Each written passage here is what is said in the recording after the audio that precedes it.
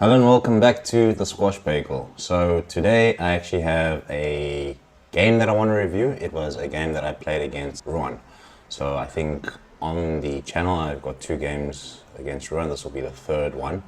And funny enough, after I spoke to him, it was a game that we both agreed that we didn't play the best type or brand of squash compared to what we have or how we've played against other players. So during the game, I did realize there were a lot of things which were wrong, but I couldn't pinpoint it until I actually watched the game afterwards. And I think Ron was a lot more conscious of what I was doing incorrectly, and he did point out that he probably felt that I wasn't playing my best and I wasn't myself. But you do get some of those things, some of those days where, you know, you're just off your game and you aren't getting the basics right. And this is a video not only to highlight the match itself, to put it out there for myself to document this journey, but also to highlight a few things that, at least when I reviewed, were not in place. And maybe you might be making the same mistakes, or you don't even know that you're making those mistakes until you see something like this.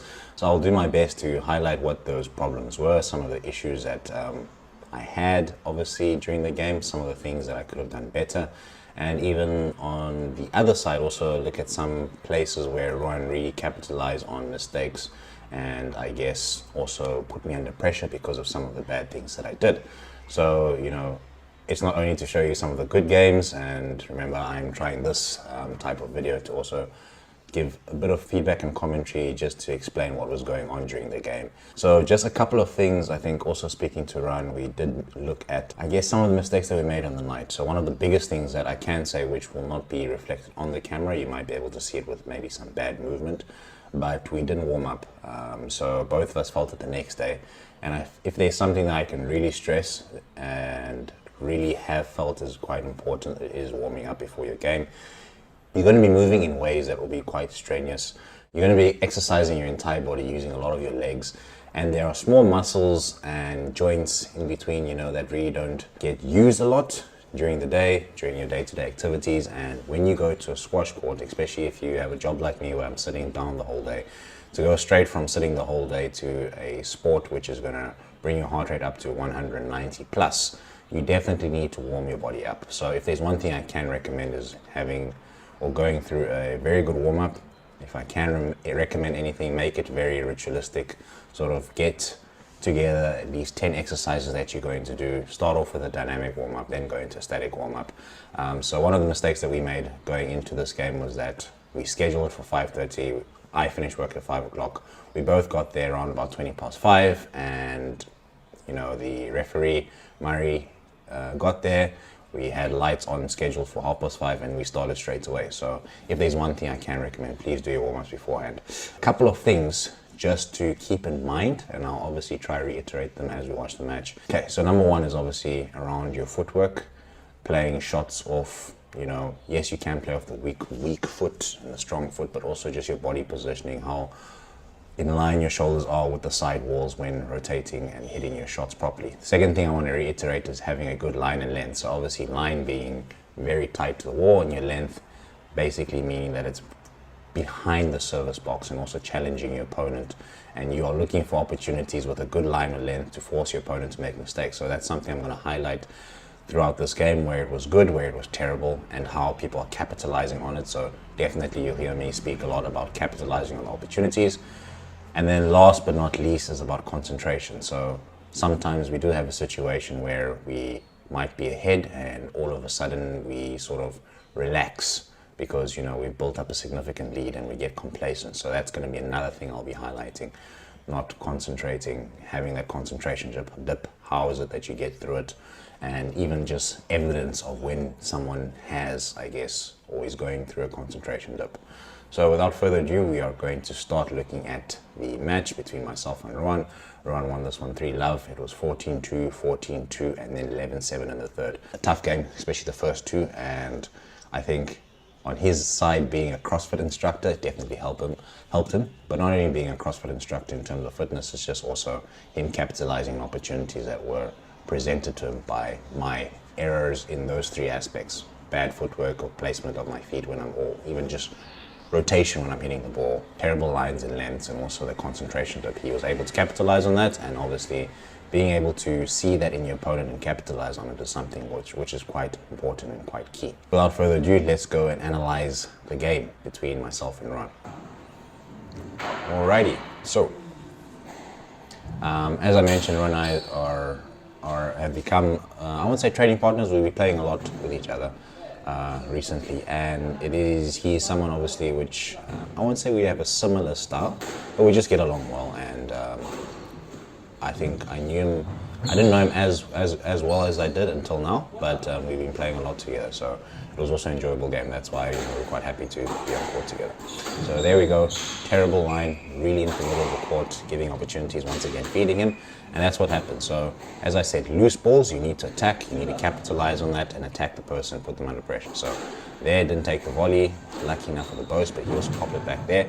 So with my cross court there, very loose, I should have gone straight. So once again, now here I go, straight, loose ball gives me opportunity to attack. So there in the beginning, that drop shot I wasn't intending for it to be, as tight as it was, but it was either going to force him to play a loose shot, like you saw there, or actually it will either force him to, miss the ball, play a loose shot afterwards. I wanted to attack. So once again on the serve, very shallow, putting me under pressure with a bow shot. There was a loose drop, capitalized with a good line and length. He popped it up, I was able to take that again.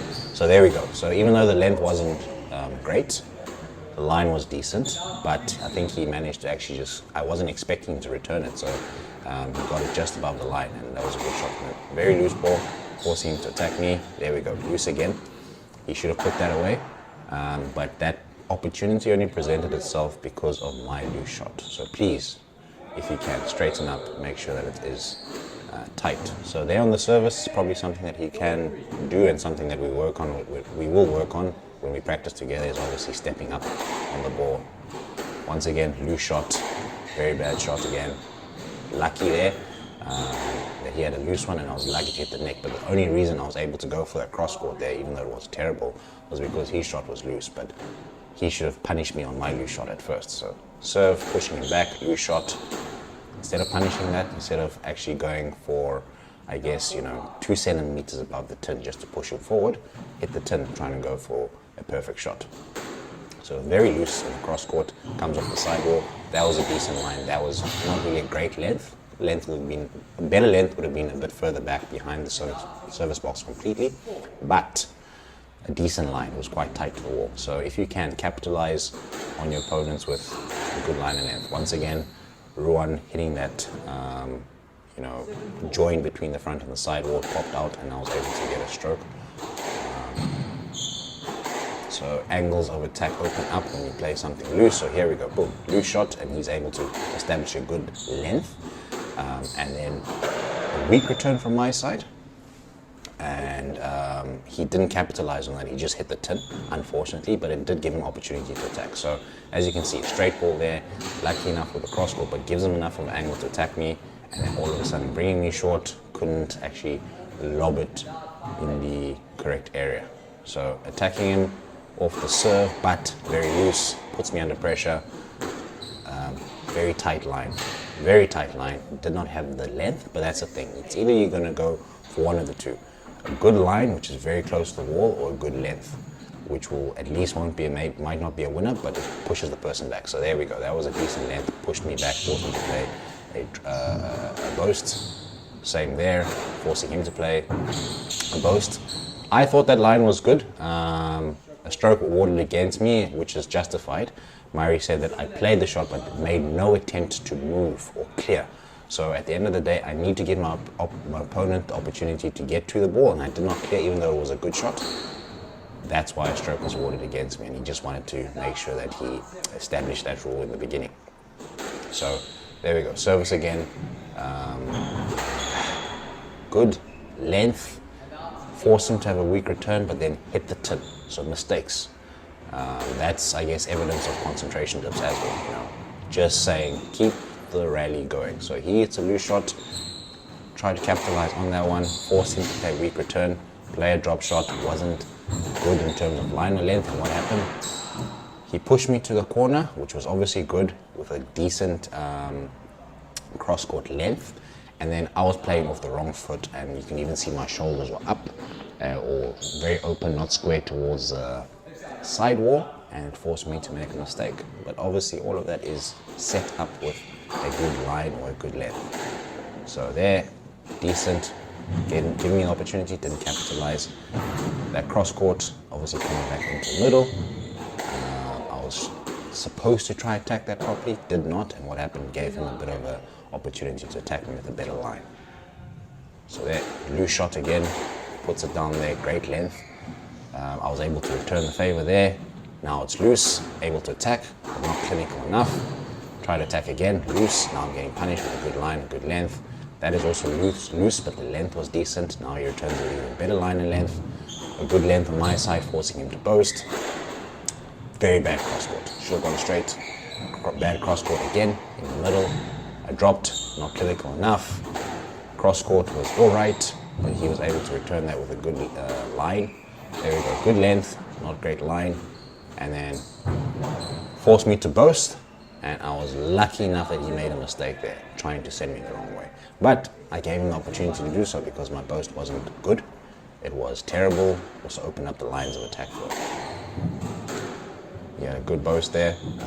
No, not a good boast, sorry. The length was all right, but happy that he made a mistake there. So you'll find that a lot of people are going to make mistakes or give you open opportunities when you have a good length or good line. So you need to have one of the two. That's something I learned recently with a coach. You need to have either one of the two. A very good line or a very good length. And then at least you have to wait for your opponent. Doesn't mean it's going to be a winner, but your opponent might make a mistake, and that gives you the next opportunity to attack. So there, terrible. Opened up the court for him, opened up the court for him again with a loose shot. Played a boast. There we go. Got caught. I think I slipped on that one there, but still. Terrible boast on my end. I don't even know why I played it. It was a panic shot, and it did not work. It did not taxi him. So yeah, going back into the next rally, challenges me with a very good drive to the back corner. So length, see, forcing me to boast. And he's going to go again. Length. I was lucky enough that it wasn't tight, but he pushed me back to the back again. So I was able to try to reset the rally with a good length. Didn't capitalize on that drop shot, but I went straight. There we go. That was a good opportunity to go straight, followed up by a great drop shot. So need to really find those angles, find those corners, and what you'll find all of a sudden is it's simple, it's basic, it might look boring, but it'll open up the court for other opportunities. That's the only way I was able to play that drop shot, and it was actually decent because I knew that I had made him run all the way to the corner to fetch that ball.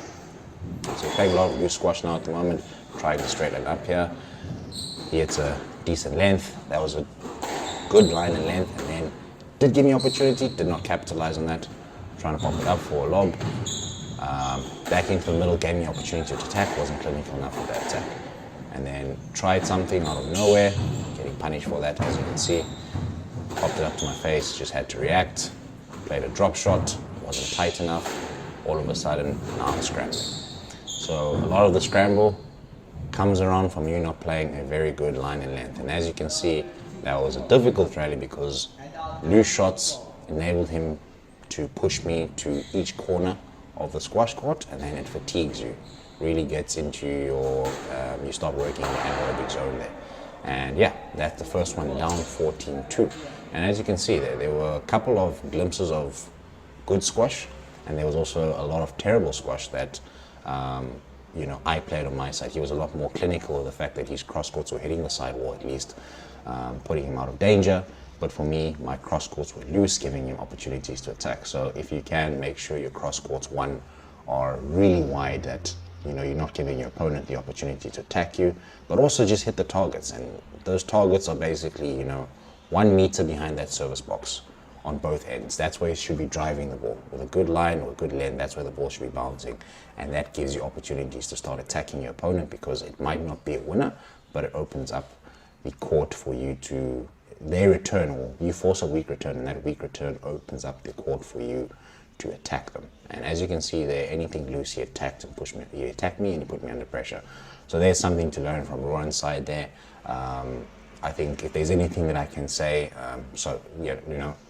on my side, just giving him the opportunity to attack me, but also where I was able to capitalize was a lot on the serves, because he didn't step up and actually start driving that ball straight. So one of the drills I probably would say that you can do is basically stepping up onto the serve, especially if it's not going to be tight. Just basically get up there and drive it straight. You want to establish that routine in the beginning. You want to basically put the opponent under pressure from the beginning. All right, so we are going to watch game 2.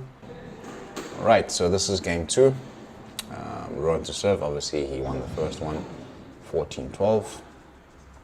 And there we go. Serve, didn't really hit the sidewall. Try to push him to the back with the length. Good line, good length from his side, opens up the angle of attack. Not tight enough. Mine was tight. He was able to return good length there. Cross court is decent there, which opens up. Should have stepped up onto that and attacked it. There, the drive was terrible, but it went past him at least. And then now, good length, but not a good line. Opportunities to attack. There, loose shot from him. I was able to attack that. Should have stepped up, gone for the stroke. But I played that, so it was decent. But there we go. A good length, not necessarily a good line. Forced me to play a bow shot, which would have given him an angle. So it was either going to be he will win off that, or he would have had an angle to start attacking me at the post. So once again, I made that mistake that he was making the first game of not stepping up to volley the serve. Okay, cross court hits the side wall. Decent length, not a great line. Their ball pops off. He has a good line on that one, forcing me to play something loose. Very lucky that it came out there. And then there we go. That one length, I don't know how I got it with that cross court, but it came off the back wall, gave him an angle. I was able to drop it into the nick. Very lucky. Okay, so he let that one go. Now that forced him to play a bit loose. And what happened? I was able to attack him on that because of the loose shot. So if there's anything that I can say that I need to be working on, is just tightening up on those lengths, really tightening up on those lengths. So there, he attacked me with the post, wasn't ready for that, and that's what I spoke about in terms of warm-ups. Now I'm starting to feel a heavy movement, so there, a good line, good length, return there, forcing him to boast, and what happens? It was either it was going to be served up for me, giving me an angle of attack, or he hits a tin, like that one. Because he knows he's in trouble, so he's hoping that tin or that boast is going to roll into the nick. So once again, forcing him to the back. He did not step up to take the volley, and what happens? It will either give me an option to attack him after he plays the bow shot, or will give me by giving me that angle. Okay. So now I'm trying to establish a good length again. Not great on either outside. That was good from him. Hard cross court wasn't good enough. He reset the rally, so also trying to reset the rally there. All of a sudden, made a mistake. Why? His line was quite decent. Length wasn't there, but the line was quite decent, and also getting impatient on my side. So, start the rally with a good cross court, but I think that's another thing that I need to basically work on, is to have options once again. So with that, him giving me that opportunity to attack, I was able to drop it, and it's only there if he gives me the opportunity. You'll feel it, you don't have to force it. So there, decent line and length. What happens? Forces him to make error on the boast, or if he got it up, giving me an opportunity to attack him. Okay, hitting the serve, pushing to the back, he has to boast that again, attacking him with the drop shot. So if there's anything I can say, stick to your line and length, and then the rest of the opportunities will come. And that's something that fundamental I've really forgotten, and I just need to basically do that again. So with that one, as you can see, I spoke about the third thing, concentration blips. So that's a sign of a concentration blip. Me serving out, as much as the ball can do that, but it's also a sign that the person is not concentrating just before they take the serve. So they're trying to straighten up, hits the side wall, gives him the opportunity to attack me, the counter drop. I was really lucky that I got there, but once again, the line was very tight on that drop shot. It wasn't a perfect drop shot, but it was very tight, forcing him to make a mistake. The ball wasn't up. Okay, drive, not so great length, very tight on his side. Now he's forcing me into the corner. Once again, ball very tight to the wall, didn't have a great length, but that will force me either to make a mistake or miss the ball completely like I did. Okay, so he's serving, I stepped up on that, went straight. So that's decent, I should do that more often. So went straight again. He read that, wasn't good enough in my drive. Now it's loose, now I'm scrambling all of a sudden.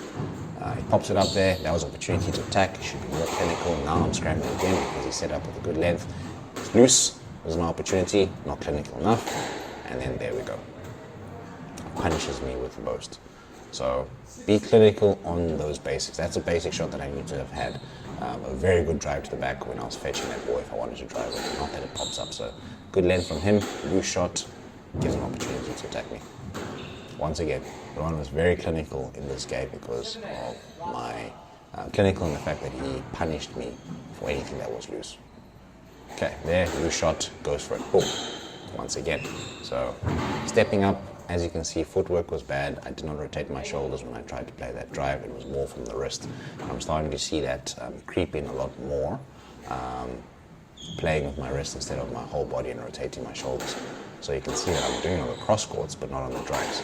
And once again, good line and length. What happens? It's either I was going to have to boast that, or like you've seen as a pattern of play between the both of us, that ball comes up, gets stuck at the back, and all of a sudden it's a mistake. So there, decent length, forcing him to boast. Once again, decent-ish length, forcing him to boast. So a lot of points could have actually been made by me playing a lot more straight shots, and then following up the short shots or going to retrieve it with a very good drive or a very tight line. So the length and the line were really important there. So there, loose shot, giving him the opportunity to attack me, and didn't attack me well. I think the angle that he came in to strike that was obviously just a bit off. He went for the bow shot, made a mistake. I won't say the line was perfect, but it was obviously a lot tighter than what I've been hitting in some of the other rallies. And for cross-court loose, opportunity to attack me, he could have gone a bit, driven the ball a bit further back. There, loose shot, he attacks me, there we go. So you need to make sure, as soon as you smell blood, you need to be like a shark. Funny enough, Ruan has a hobby catches sharks, but as soon as he smelled blood, he basically attacked. There, cross court not good enough, very loose. Was able to pounce on that one and then whip it across. I was just asking if the ball was up or not,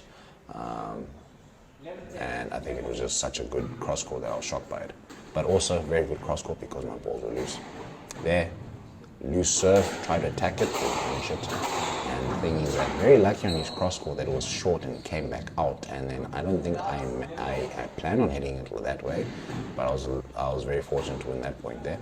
So his cross court good, beats me, able to return that cross court, has a good line, very good length. All of a sudden, snatching at it, and what happens? You make the mistake.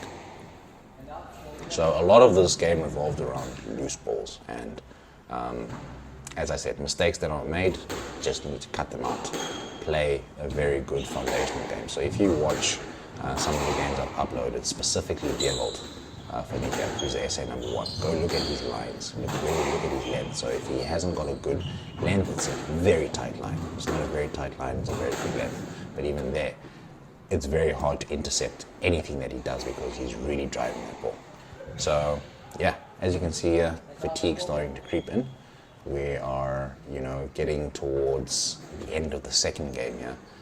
I did obviously mention the fact that I lost this one 14-12 as well, but now that's where, the fatigue and the lactic acid is starting to build up. There, loose shot, very loose counter drop on my side. Tried to catch him out there, but you can see, as I said, concentration. The entire angle was there. It was open up for me to go drive and put him under pressure, but I tried to catch him with something fancy. The cross court, which was driven by my wrist, and all of a sudden wasn't good enough, and he was able to capitalize on it. So there, pushed me to the back, forcing me to boast. If it wasn't for that boast, it could have been a mistake, and there we go. Gave him that opportunity, gave him that angle. He probably could have even beaten me. He had so many options there. He could have gone cross court again. He could have given me a straight drive. Obviously, it would all depend on the quality of his shot, but get the fundamentals right. A good line, a good length, and it's painful, obviously, the fact that I'm seeing it now, but the thing is that you need to learn that lesson. And maybe that's something I can do, is that if you feel that you're not winning games or there's something wrong with the game, film yourself, film your games, and see if you are actually sticking to the fundamentals and the basics. How good was your line? How good was your length? It all starts from there. Afterwards, you can start to nitpick about other things, such as shot selection, or if you're volleying enough. But even on the volley, there's no point volleying it if you're going to volley it back into the middle of the court, right? You need to have a good line and length. So if there's anything that I am going to be working on, and I think that anyone who feels that they're in the same situation as me needs to be working on, is just establishing that great line and length good footwork that enables you to hit a good line and length. And even on your volleys, if you really need to volley, making sure that volley goes back with a really good line or a very good length. All right, so this is the last game. I think I did mention the fact that I lost the 3-love, so this is the last game. There. So from the beginning, tried to start changing to go straight on the return. Wasn't good enough. Not rotating my shoulders fully. Very loose shot, trying to control everything from the wrist. Same with that one as well. I'm very open when I hit that shot. Same with the cross court there.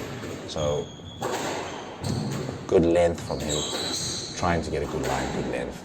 It was a bit loose there. It was a bit tight, giving me opportunity to tackle the volley. There was a decent length. Now it opens up the opportunity for me to attack. What do? I tell it. So another thing that you can see on that shot was the fact that I was very upright. I did not step into the ball. I did not whip it across my body. I think that would have been the better option. A very good cross court. So there, punished him with a good cross court, forcing him to boast. There, it was loose on his side. And then what happened, it was also loose on his end.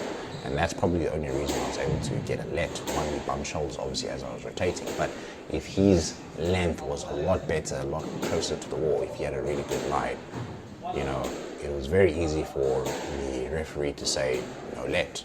Shot was too good, even if I bumped him. So just cleaning up those lines and lengths are really important. So there, loose shot, should have stepped up on that one, should have capitalized, but now obviously a lack of confidence on the volleys will enforce you to leave everything and then start trying to, let everything pass so you can have a good line and good length. So there, decent line and length, didn't capitalize on that. I was not in the right position to actually try to do that and got punished for it.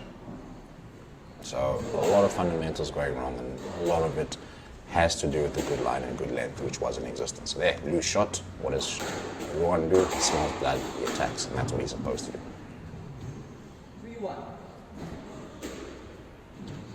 Right. So decent serve on his end. Starting hitting the side wall with that. Ball pops back up there.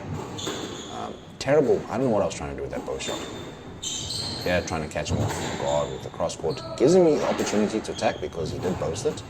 And then there, now I'm returning back the favor to him, giving him the opportunity by not returning it straight. So body was not in the right position. Try to play it only with my wrist. I could only basically make it to the front or with a terrible bow shot.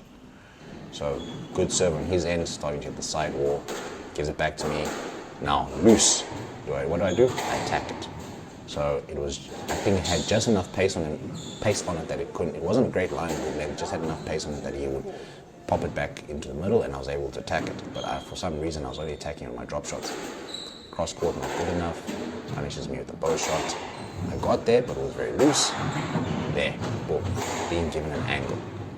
Very lucky with that one. The way I even shaped it was incorrect, but he was giving me an angle because of the bow stall, the fact that it was so loose off the sidewall. So there, decent length, back into the middle because of how tight the shot was. Unfortunately, didn't capitalize. Popped that one up there.